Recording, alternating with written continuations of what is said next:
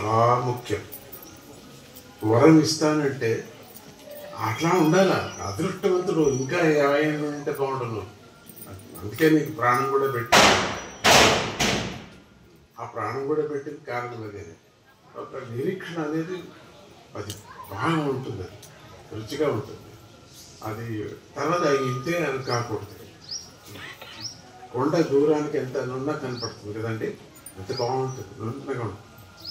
దగ్గరికి వెళితే విపరీతమైన అడవి, అంత చెట్లు, పొట్లు, ముళ్ళు అన్నీ ఉంటుంది, రాళ్ళు అన్నీ ఉంటాయి. మొత్తం ఎక్కడానికి అయ్యలేదు, ఇంత నైస్గా కనపడదు, దూరానికి నైస్ కనపడదు.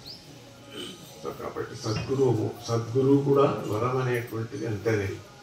మనకు నిరీక్షణ ఎంత. ఇప్పుడు తెర వేసిన తర్వాత హడావిడి పడతాం. తిరుపతిలో తెర తీస్తారా ఏంటో ఆ తెర వెనకన ఏదుందో, తెరకని ఎందుందో, ఏ మోక్షమో ఏమిటో. ఒకసారి తెర తీసిన తర్వాత నమస్కారం, ఇంతేనా, అయ్యో నమస్కారం, వెంకటరమణ స్వామి పోయిందా.